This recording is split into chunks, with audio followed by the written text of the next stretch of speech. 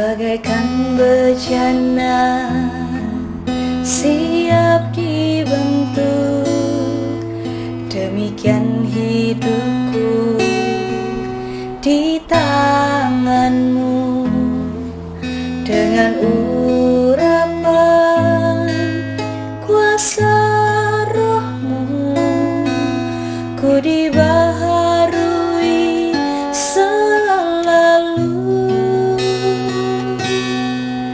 Jadikan ku Allah dalam rumahmu, inilah hidupku di tanganmu.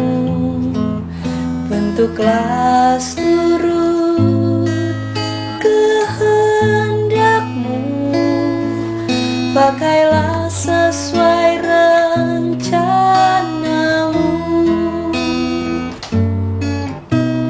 Ku mau sepertimu, Yesus, disempurnakan selalu dalam segenap jalanku, memuliakan namamu.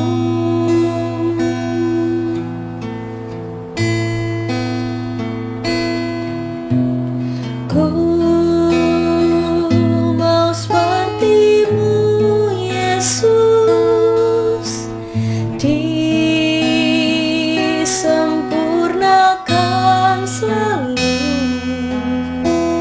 dalam segenap jalanku, memuliakan namamu, memuliakan namamu.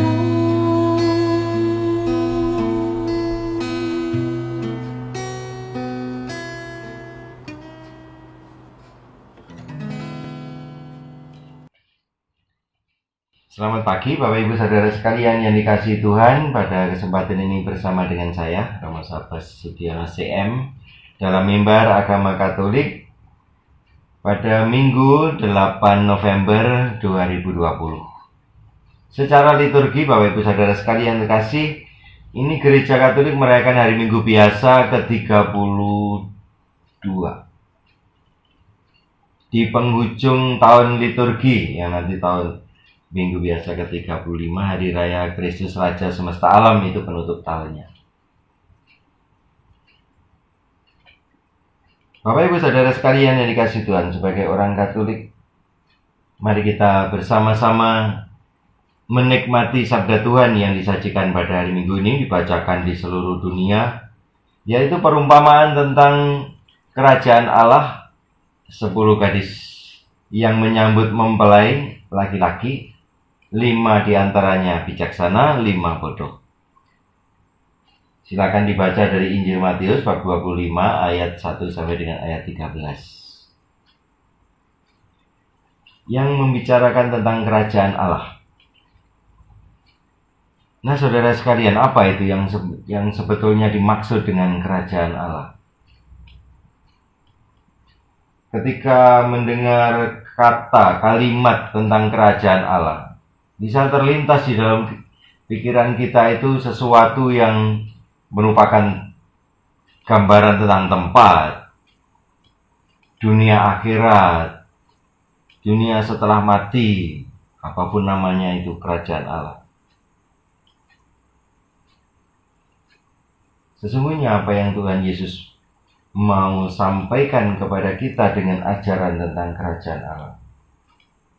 Kerajaan Allah itu lebih merupakan suatu kehidupan yang harus dinikmati, kehidupan yang harus dihayati, kehidupan yang harus disempurnakan menjadi persembahan kepada Tuhan dan kepada sesama. Suatu hidup di mana Allah itu meraja. Itulah sebenarnya kerajaan Allah. Mengapa kerajaan Allah itu disampaikan oleh Tuhan Yesus sebagai warta gembira, sebagai berita Injil, di mana nilai kegembiraannya, di mana nilai kesukaannya.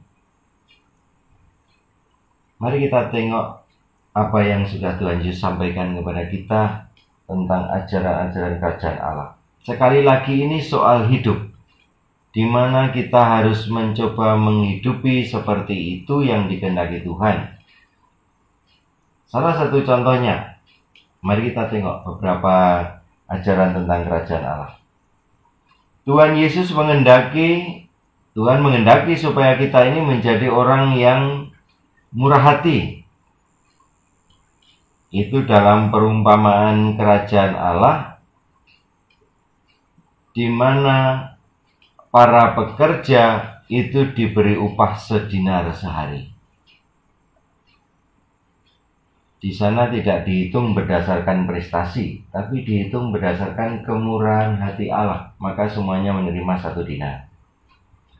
Tuhan menghendaki supaya di sana kita juga belajar untuk tidak iri hati, tidak merasa berhak lebih. Kita protes.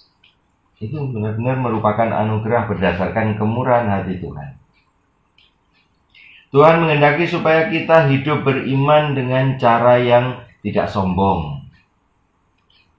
Dalam perumpamaan, orang Farisi bersama dengan orang pemungut cukai berdoa di bait Allah.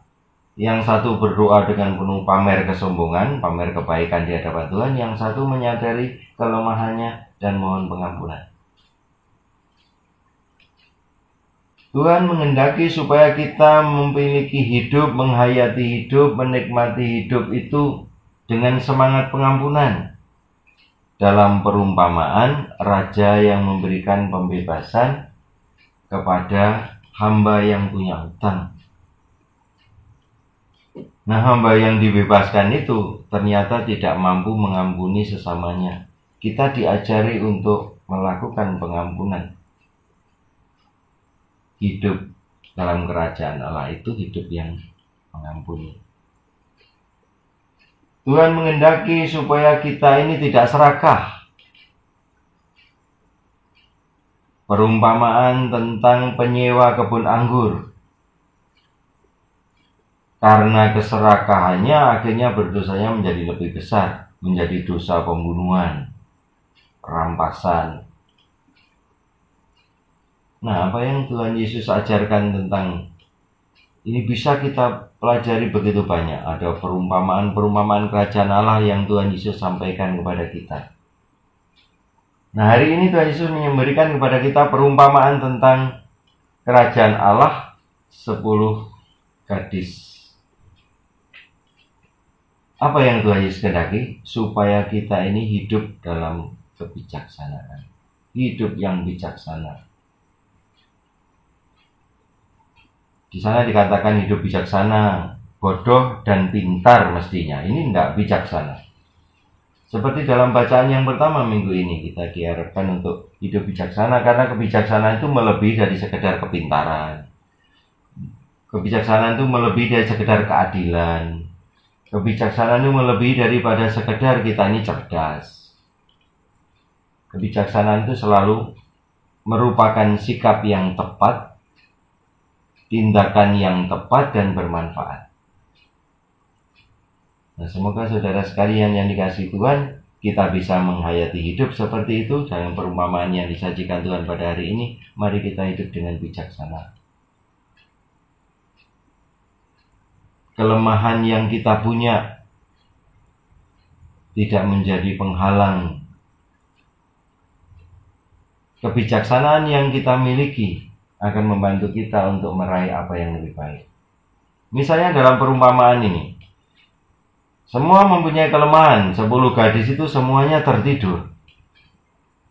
Tetapi karena yang 5 itu bijaksana, maka dia bisa masuk dalam perjamuan kawin. Yang tidak bijaksana tidak mendapatkan tempat. Hidup itu harus dilayakkan. Yang 5 bijaksana menjadikan hidupnya layak untuk ikut dalam perjamuan. Maka saudara dari sekalian terkasih, Tuhan Yesus mengajak kita supaya kita semakin menjadi orang yang berbuah di dalam hidup. Antara lain adalah kebijaksanaan. Nanti kita akan mendengar bagaimana Tuhan meminta buah-buah iman kita. Buah-buah iman di mana kita mempertanggungjawabkan sesungguhnya pertumbuhan iman kita menjadi dewasa atau tidak, menghasilkan buah atau tidak. Supaya nanti pada waktunya kita bisa mendengar kalimat untuk kita. Masuklah dalam kebahagiaan Tuhanmu. Sebab ketika aku lapar, ketika aku haus, ketika aku sakit, ketika aku di penjara, semua kebaikan itu kamu lakukan. Itulah saudara sekalian yang kasih, mari berita gembiranya kerajaan Allah disampaikan kepada kita, supaya kita bisa menikmatinya, membagikannya kepada Tuhan, kepada sesama, mempersembahkan kepada Tuhan yang sama. Shalom, selamat menikmati sabda Tuhan, sabda yang membawa kegembiraan kepada kita, yang membawa kepada keselamatan. Amin.